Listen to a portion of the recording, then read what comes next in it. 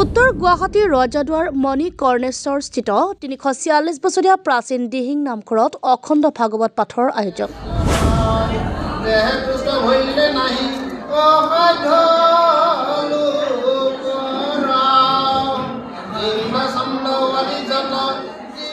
উত্তৰ গুৱাহাটীৰ সমূহ ভক্তপ্ৰাণ ৰাইজৰ সহযোগত বিগত ৪ বছৰে অঞ্চলটোত অনুষ্ঠিত হৈছে ৭ দিনীয়া অখণ্ড মহাভাগৱত পাঠ।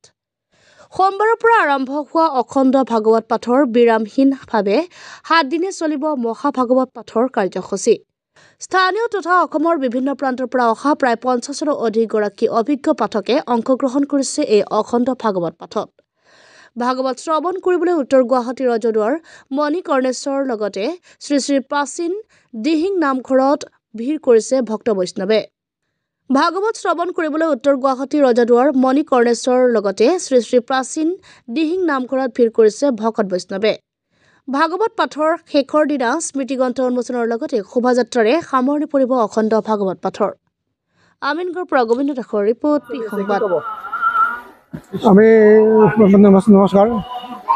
উত্তৰ গুৱাহাটীৰ ৰজাদুৱাৰৰ আমাৰ 4খন সমাজ আছে। এই সমাজে মিলি 4 বছৰে আমি এই অখণ্ড মহাভাগৱত পাঠ কৰি আহিছোঁ। এইবাৰ আমি শ্ৰী শ্ৰী প্ৰাচীন মহাপুৰুষ দিহিং কীৰ্তনঘৰত এই অনুষ্ঠানভাগি আৰম্ভ হৈছে। অখণ্ড মহাভাগৱত পাঠটি ৰাইজৰ সমংগল তথা বিশ্বশান্তিৰ উপলক্ষে এই নাম পাঠ কৰা হৈছে।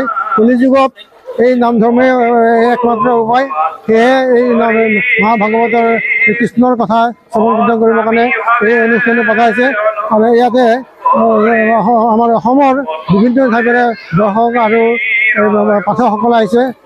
যেনে নগাঁও, মৰিগাঁও, জংনামুখ, জখলাবন্ধা, মঙলদৈ, বৰপেটা ইত্যাদিৰ পৰা আহিছে। আৰু স্থানীয় অনেক শিল্পী আছে, তেখেতসকলে পাঠ কৰি আছে। এই পাঠৰ উদ্দেশ্য হৈছে জীৱৰ তৰণৰ উপায়। সেয়েহে এইটো কৰা হৈছে যাতে জীৱই এই কলিযুগত এই অধৰ্মৰ পৰা ৰক্ষা পাৰি মানে মুক্তিপথ লাভ কৰিব পাৰে। এইটোৱে আমাৰ উদ্দেশ্য। প্ৰথমতে আমি আমাৰ অখণ্ড ভাগৱত সমিতিৰ ফালৰ পৰা আপোনালোকৰ চেনেল তথা সমস্ত অসমবাসী ৰাইজক আমি অভিবাদন জনাইছোঁ, লগতে শুভেচ্ছা জনাইছোঁ।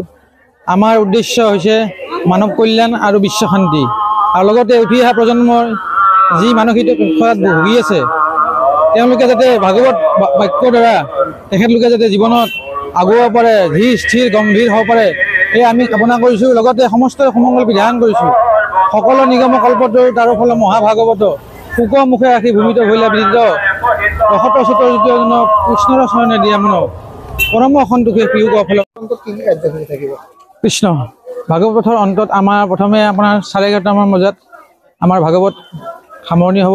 তাৰপিছতে আমাৰ নাম প্ৰসংগ আৰু লগতে গুণমালা হ'ব।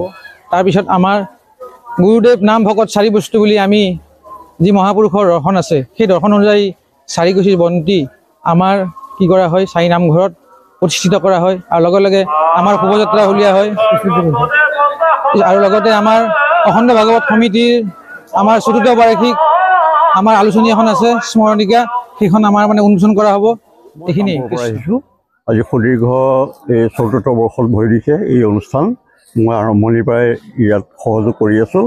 আৰু এই ভাগৱতৰ মূল তত্ত্বটোৱে হ'ল বৰ্তমান প্ৰজন্মক এই যিটো আখৰীয়া অসংস্কৃতিৰ যিটো এটা ধাৰা বৰ্তমান প্ৰৱাহিত হৈছে, তাক নৱপ্ৰজন্মক মানে এটা এই মহাভাগৱতৰ দ্বাৰা তেওঁলোকক জ্ঞান দি পেলাই যাতে ভৱিষ্যতে তেওঁলোকে এজন সুনাগৰিক হ'ব পাৰে, আধ্যাত্মিক দিশত যাতে আগবাঢ়িব পাৰে, তেনেকুৱা এটা উদ্দেশ্য লৈ পেলাই আমি এই ভাগৱত অনুষ্ঠানলৈ পাঠক হিচাপে আহি ইয়াত উপস্থিত হৈছোঁ।